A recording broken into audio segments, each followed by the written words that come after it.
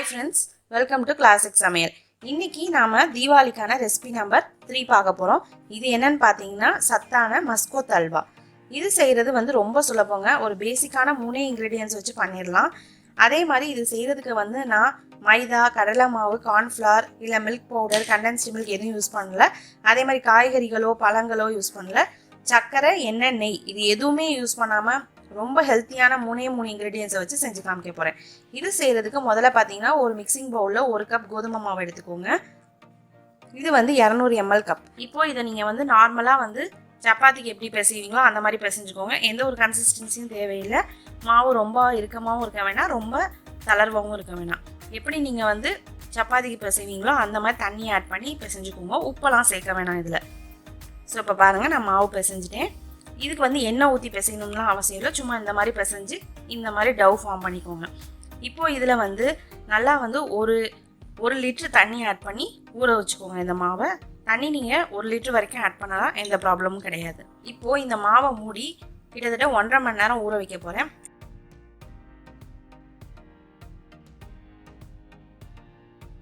ஒன்றரை மணி நேரத்துக்கு அப்புறமா மாவு நல்லா ஊறி இருக்கு. இப்போது இந்த கோதுமை மாவோட பால், அதாவது கோதுமை பாலை மட்டும் பிரித்து எடுக்க போகிறோம். ஸோ இந்த மாவை இந்த மாதிரி கைகளை வச்சு நல்லா அழுத்தி பிசைஞ்சு அந்த தண்ணியிலே கரைச்சி விடுங்க. மாவு ஊறி இருக்கிறதுனால உங்களுக்கு கரைக்க ஈஸியாக இருக்கும். நல்லா பாருங்கள், அந்த மாவை கரைச்சி விட்டு அதுலேருந்து உள்ள பால் நமக்கு கிடைச்சிருக்கு. இப்போ இதை ஒரு ஸ்ட்ரெயினர் யூஸ் பண்ணி வடிகட்டி இதில் உள்ள அந்த நாரெல்லாம், அதாவது தேவையில்லாத நார், அந்த பால் போக அந்த நார் இருக்கும், அதை ரிமூவ் பண்ண போகிறோம். இந்த மாதிரி ஒரு ஸ்ட்ரெயினரில் நீங்கள் இதை வடிகட்டிக்கோங்க. கொஞ்சம் ஃபைனான ஸ்ட்ரெயினராக யூஸ் பண்ணிக்கோங்க. அப்போ தான் அந்த ஃபைபர்லாம் அதில் மிக்ஸ் ஆகாமல் இருக்கும். அல்வாவும் உங்களுக்கு ஸ்மூத்தாக கிடைக்கும். ஸோ இதை இந்த மாதிரி ஸ்ட்ரெயினரில் வச்சு நல்லா வடிகட்டி எடுத்துக்க போகிறேன். இப்போ பாருங்கள், இந்த மாதிரி உங்களுக்கு தேவையில்லாத ஃபைபர், அதாவது சக்கை உங்களுக்கு கிடைக்கும், கோதுமையோட சக்கை. இப்போ இது நமக்கு தேவையில்லை, இதை ரிமூவ் பண்ணிடலாம்.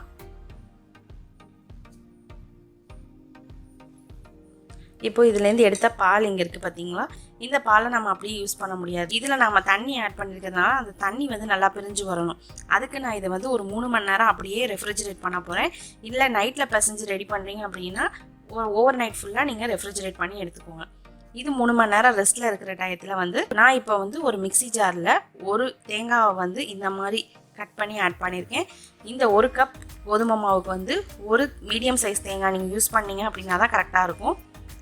ஸோ இப்போ இதை நம்ம அரைச்சி எடுத்துக்கலாம். ஃபஸ்ட்டு இந்த பெரிய பீசஸ்லாம் பல்ஸில் போட்டு கிரைண்ட் பண்ணி எடுத்துக்கிறேன் இந்த மாதிரி. இப்போ இதில் கொஞ்சமாக தண்ணி ஆட் பண்ணிக்கிறேன். இதுக்கு தேங்காய் பால் பார்த்திங்கன்னா திக்காக வேணும் உங்களுக்கு, அதனால் ரொம்ப தண்ணி ஆட் பண்ணிடாதீங்க.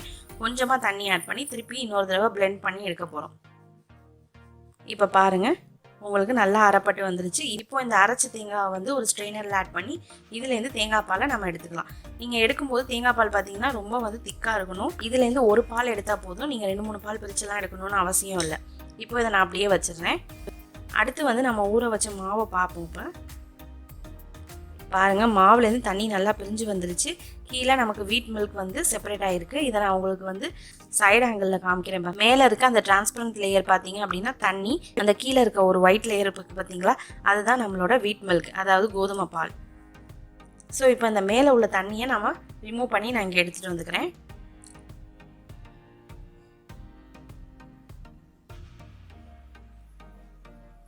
இப்போ ரிமூவ் பண்ணிட்டேன். கீழே உள்ள அந்த கோதுமை பால் மட்டும் நமக்கு ரெடியாக இருக்குது. நீங்கள் ரொம்ப தண்ணியை ரிமூவ் பண்ணணும்னு சொல்லி அந்த கோதுமை பாலை ரிமூவ் பண்ணிடாதீங்க. உங்களுக்கு கொஞ்சம் தண்ணி இருந்துச்சுன்னா ஒன்றும் பிரச்சனை கிடையாது. இப்போ இதோட நாம் ரெடி பண்ணி வச்சுருக்க தேங்காய் பாலை ஆட் பண்ண போகிறோம். நான் ஆல்ரெடி சொன்ன மாதிரி தேங்காய் பால் திக்காக இருக்கணும். இப்போ அந்த தேங்காய் பால், கோதுமை பால் ரெண்டையும் நல்லா மிக்ஸ் பண்ணி வச்சு ஒரு விஸ்கை வச்சு மிக்ஸ் பண்ணிக்கோங்க. பண்ணிவிட்டு இதை தனியாக எடுத்து வச்சிடலாம். அடுத்து பார்த்திங்க அப்படின்னா இதில் நாம் அந்த கலருக்காக வெல்லம் தான் ஆட் பண்ண போகிறோம். இன்னொன்று ஹெல்த்தியாக இருக்கணுங்கிறதுக்காகவும். இதே நீங்கள் சக்கரை ஆட் பண்ணியும் செய்யலாம். பட் உங்களுக்கு அந்த கலர் நல்லா இந்த ப்ரௌனிஷான கலர் கிடைக்காது.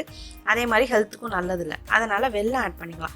நான் வெல்லத்தை கொஞ்சம் நேரம் தண்ணியில் ஊற வச்சுட்டு அதை அப்படியே எடுத்து மெல்ட் பண்ண போகிறேன். இதை மெல்ட் பண்ணி நம்ம வடிகட்டி ஆட் பண்ண போகிறோம். அப்போ தான் அதில் உள்ள தூசெல்லாம் ரிமூவ் ஆகும். இப்போது நம்ம மெல்ட் பண்ண வெல்லத்தை தனியாக எடுத்து வச்சிட்டோம். அடுத்து பார்த்திங்க அப்படின்னா ஒரு நான்ஸ்டிக் பேன் இல்லை நல்ல ஹெவி பாட்டம்டு ஸ்டெயின்லெஸ் ஸ்டீல் கடாய் எடுத்துக்கோங்க. அதில் நம்ம மிக்ஸ் பண்ணி வச்சுருக்க அந்த கோதுமை பால் தேங்காய் பால் மிக்சரை ஆட் பண்ணி அடுப்பை ரொம்ப லோ ஃப்ளேமில் வச்சு மிக்ஸ் பண்ண ஆரம்பிங்க. இதை வந்து ஒரு 5 to 10 நிமிஷம் கண்டினியூஸாக மிக்ஸ் பண்ணிங்க அப்படின்னா இந்த மாதிரி திக்காக மாறிடும் கொஞ்ச நேரத்தில். இந்த ஸ்டேஜில் வந்து நம்ம உருக்கி வச்சுருக்க அந்த வெல்லத்தை வந்து ஆட் பண்ண போகிறோம். இந்த வெல்லத்தை வந்து பேட்சாக கொஞ்சம் கொஞ்சமாக ஆட் பண்ணி மிக்ஸ் பண்ண ஆரம்பிங்க. நீங்கள் மெல்ட் பண்ண வெல்லத்தை ஆட் பண்ண அந்த ஒரு லைட்டாக கோல்டன் ப்ரௌன் கலர் உங்களுக்கு வர ஆரம்பிக்கும்.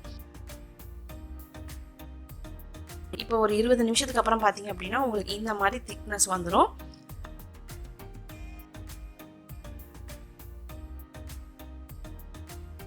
அடுத்து ஒரு 30 நிமிஷத்துக்கு அப்புறம் பார்த்தீங்க அப்படின்னா லைட்டாக அந்த தேங்காய் பால்லேருந்து தேங்காய் எண்ணெய் பிரிய ஆரம்பிக்கும். ஸோ பாருங்கள், உங்களுக்கு நல்லா அந்த கலர் சேஞ்ச் ஆகி ஒரு மாதிரி கிளாஸி லுக் கிடைக்குது. அடுத்து 45 நிமிஷத்துக்கு அப்புறமா நம்ம பார்க்கலாம். இப்போ பாருங்கள், நல்லா வந்து கால்வாசி பக்கம் அந்த அல்வாவோட குவாண்டம் குறைஞ்சி எவ்வளோ இருக்குது பார்த்தீங்களா? இப்பயும் நல்லா வந்து மிக்ஸ் பண்ணி விட்டுக்கிட்டே இருங்க. இது வந்து நல்லா பேன்லேருந்து செப்பரேட் ஆகி வரணும். இந்த ப்ராசஸ் மட்டும் தான் உங்களுக்கு லென்த்தி, பட் செய்கிறது வந்து ரொம்ப சுலபம். இப்போ நான் வந்து ஒரு 1 மணி நேரத்துக்கு அப்புறமா பாருங்களேன், டோட்டலாக நல்லா வந்து பிரிஞ்சு வந்து அந்த எண்ணெயெல்லாம் ஒன்றா பிளெண்ட் ஆகி உங்களுக்கு அல்வா நல்லா செட் ஆகி வந்துருச்சு பாருங்கள். பேன்லேருந்து ஈஸியாக ரிமூவ் ஆகுது பார்த்தீங்களா?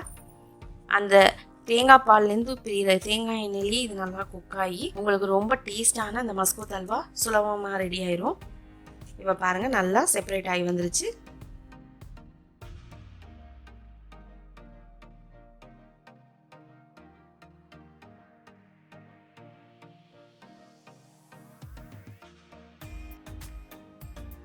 இதை கிட்டத்தட்ட ஒரு 7லேருந்து 8 நாள் வரைக்கும் ரெஃப்ரிஜரேட் பண்ணி நீங்கள் சாப்பிட்லாம். இதை அப்படியே சர்வ் பண்ணுறதுனா பண்ணலாம்.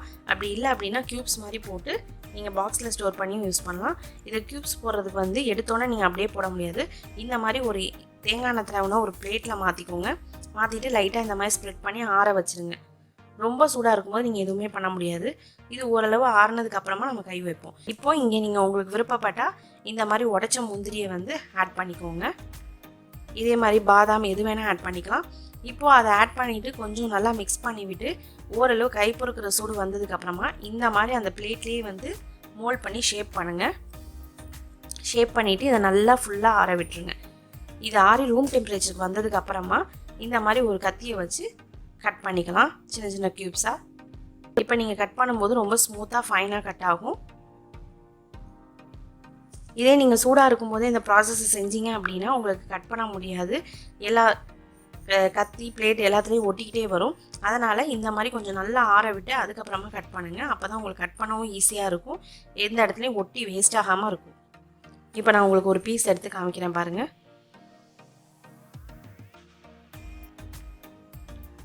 எவ்வளோ நல்லா அழகாக அந்த கிளாஸியாக கண்ணாடி மாதிரி இருக்குது பார்த்தீங்களா? அவ்வளோ சாஃப்டாக இருக்குது, ஜெல்லி மாதிரி இருக்குது கிட்டத்தட்ட. இந்த அல்வாவுக்கு நான் ஒரு துளி கூட நெய்யோ எண்ணெயோ யூஸ் பண்ணலை. அதே மாதிரி எந்த ஒரு ஆர்டிஃபிஷியல் இன்க்ரீடியன்ஸையும் யூஸ் பண்ணாமல் ரொம்ப ஹெல்த்தியாக நான் வந்து கோதுமை மாவு அதே மாதிரி வெல்லம் சேர்த்து கம்ப்ளீட்டாக தேங்காய் பாலை வச்சு அதை தேங்காய் எண்ணெயை மாற்றி நம்ம இந்த அல்வாவை செஞ்சுருக்கோம். ஸோ கண்டிப்பாக இந்த ஸ்வீட் ரெசிபியை உங்கள் வீட்டில் இந்த தீபாவளிக்கு ட்ரை பண்ணி பாருங்கள். ட்ரை பண்ணி பார்த்துட்டு எப்படி இருக்குன்னு கமெண்ட் பண்ணுங்கள். மறக்காமல் நம்ம சேனலுக்கு சப்ஸ்கிரைப் பண்ணிடுங்க.